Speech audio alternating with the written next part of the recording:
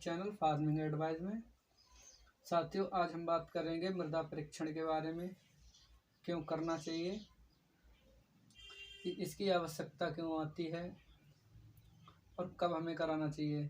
साथियों, मृदा परीक्षण वैसे तो फसल की बुवाई से पहले और कटाई के बाद कराने की सिफारिश की जाती है, जिससे हम अपनी अगली फसल की जो रणनीति है उसको तय कर सकें।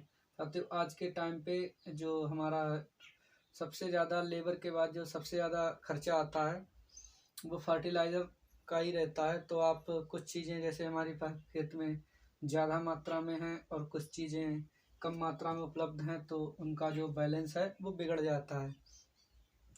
जो चीज़ें ज़्यादा मात्रा में उनको डालकर हम अपने पैसे की बर्बादी करते हैं, और जो मात्रा कम है तो वो ना पड़ पाने की वजह से जैसी हमारी फसल पे जो नुकसान होना होता है वो होता रहता है। साथियों, किसी भी फसल चीज़ के दो पहलू होते हैं। जैसे कि अब एक चीज़ ज़्यादा हो जाएगी, आप अगर डालते रहते हैं, जैसे कि डीएपी अगर आप मान लीजिए ज़्यादा डालते रहते हैं, उसकी फसल को आवश्यकता कम है, तो दूसरे जो तत्व हैं उनके लिए वो उनकी उपलब्धता को कम कर देता है, और फसल का पीएच जो है गड़बड़ा जाता है, कम ज़्यादा हो जाता है, जिससे और भी ज़्यादा नुकसान होता है।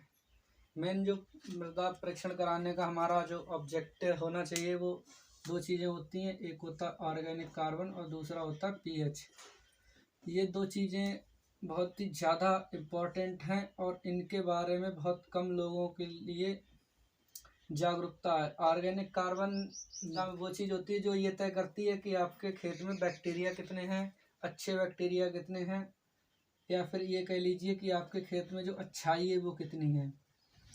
पीएच बैलेंस होना बहुत ज़्यादा आवश्यकता है। जैसे अगर आपके में ऑर्गेनिक कार्बन पूरा है तो जाहिर सी बात है कि पीएच जो है वो पूरा होगा, मतलब बैलेंस में होगा। पीएच और ऑर्गेनिक कार्बन ये दो फैक्टर तय करते हैं कि आपकी जो फसल है उसके लिए जो आप पोषक तत्व दे रहे हैं वो किस मात्रा में पौधे के लिए मिलेंगे और किस मात्रा में पौधे के लिए नहीं मिलेंगे। मान लीजिए आप अगर एक बैग किसी चीज़ की डीएपी डाल रहे हो, डीएपी फर्टिलाइज़र डाल रहे हो, और आपका पीएच कम ज़्यादा है, तो इसको जो बैक्टीरिया होते हैं डिकम्पोज करने वाले वो सरवाइव नहीं करेंगे ज़्यादा पीएच में, तो ये ज़्यादातर इसका हिस्सा जो है फिक्स हो जाएगा। ऑर्गेनिक कार्बन अगर आपका 1 से 1.5% है तो ये आपका जो पूरा का पूरा पोषक तत्व है वो पौधे के लिए मिल जाएंगे। साथियों, अब बात कर लेते हैं कि इसका सैंपल कैसे कलेक्ट करते हैं। तो मान लीजिए ये आपका एक प्लॉट है, कोई सा भी प्लॉट, इसका कोई भी एरिया है, तो आपके लिए इसमें से 6 से 7 जगह पे बीच से ऐसे करके जगह सेलेक्ट कर लेनी है। उसके ऊपर जो फसल के अवशेष हैं, जैसे पुरानी फसल जो काटी है आपने, उसके ठूंठ वगैरह हैं, उनके लिए उखाड़ के अलग कर देना है। उसके बाद आपको वी आकार का शेप का एक मेथड होता है, एक ऐसे करके मेथड होता है, और एक बोंगी मेथड होता है। इसमें आपको बोंगी ऐसे करके मार देते हैं ज़मीन में, इसमें जितनी मिट्टी आ जाती है उतनी मिट्टी सैंपल को कलेक्ट कर लेनी होती है। साथियों, जो इसकी सैंपल की गहराई रहती है वो आपके फसल पे निर्भर करती है। आप उथली जड़ की फसल लेते हैं या फिर गहरी जड़ की फसल लेते हैं, ये लगभग 6 इंच से लेके 9 इंच तक सैंपल साइज आपका जा सकता है, फसल के अकॉर्डिंग जैसी जैसी आपकी फसल होती है। इसमें आपके लिए ऐसे करके इधर से खुरच के रखना होता है, इसमें आपके लिए इस साइड से खुरच के रखना होता है सैंपल, और इसमें तो मिट्टी साथ में आ ही जाती है। जो आपने जगह सिलेक्ट की है उसका सैंपल उठाने के बाद आपके लिए एक चार्ट पेपर लेना है। उस चार्ट पेपर पे या सूखी लकड़ी पे इसके लिए सैंपल को मिक्स करके इस पे फैलाएंगे। इसको सैंपल को मिक्स करेंगे, इसमें से डेले, गिट्टी, फसल के अवशेष, जड़ें वगैरह को बाहर निकाल के एक तरफ डालेंगे, और महीन करके सैंपल को ऐसे करके उसमें फैलाने के बाद 4 भाग कर लेंगे। एक बार में ये बाहर फेंकेंगे, इसके लिए हटा देंगे। फिर दूसरी बार फिर इसको इस करके मिक्स कर लेंगे। ऐसे करके मिक्स करने के बाद दोबारा से बराबर कर लेंगे। फिर ऐसे करके इसमें 4 भाग करेंगे और फिर 2 भाग बाहर निकाल देंगे। ऐसी प्रक्रिया हमें जब तक दोहरानी है जब तक कि सैंपल आधा किलोग्राम ना रह जाए। सैंपल में अगर नमी ज़्यादा है तो उसके लिए छाया में सुखा लेना है।